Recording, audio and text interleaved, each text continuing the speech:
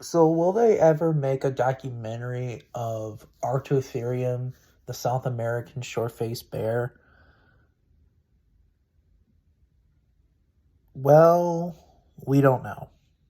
And I don't know why they're not, no one's not making a documentary of arctotherium, but arctotherium is a very interesting mammalian predator. I mean, for God's sakes, it's larger than Arctotis simus, the North American short-faced bear, and the short-faced bear we all know.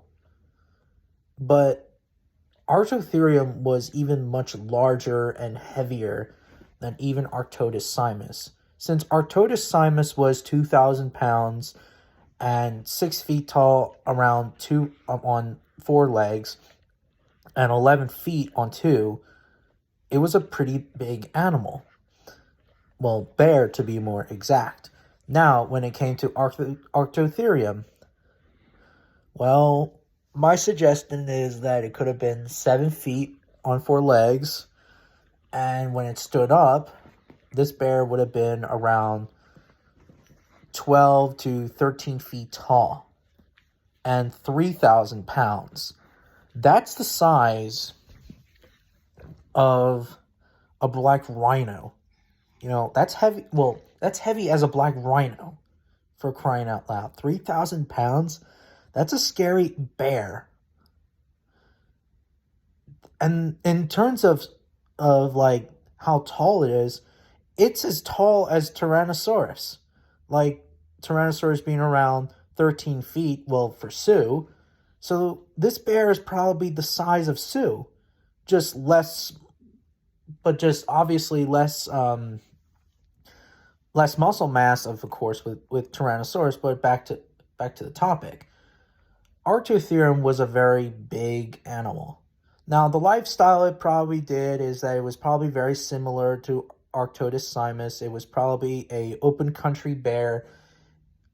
Arctotherium would have been a super scavenger. It also probably would hunted larger animals that it needed that it would needed to, but just like in North America, South America was very competitive back then as well. Animals like Smilodon populator, I think the terror birds were there at the time, or I think they were extinct. Please correct me in the comments.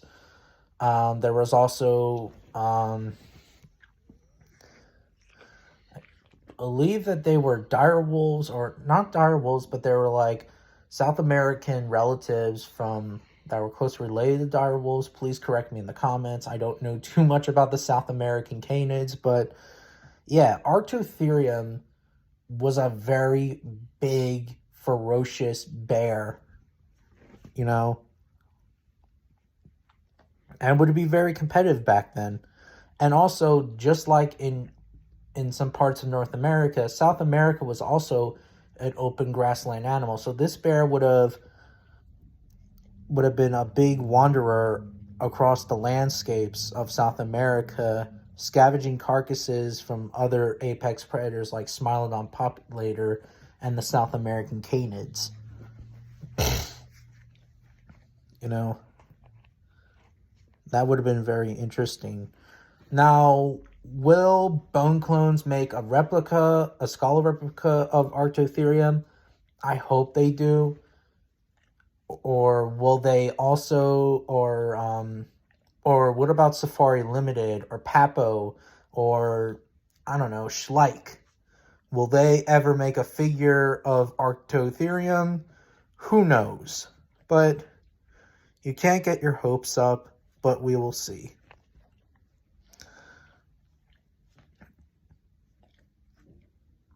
And also, as well, I also forgot to mention, just like its North American cousin, the isotopes also confirmed that Arctotherium would have also been an omnivorous bear, but again, really just like with Arctotis simus, it also, we don't know really what part of its vegetarian diet. Did it just eat berries? Did it just eat grass? Or did it just eat every part of its vegetarian diet? but who knows? But that's all I have to say, really. Any thoughts of arctotherium? Let me know in the comments, because I hope someday someone will make a documentary or a film about this giant short-faced bear, larger than its North American cousin, Arctodus simus.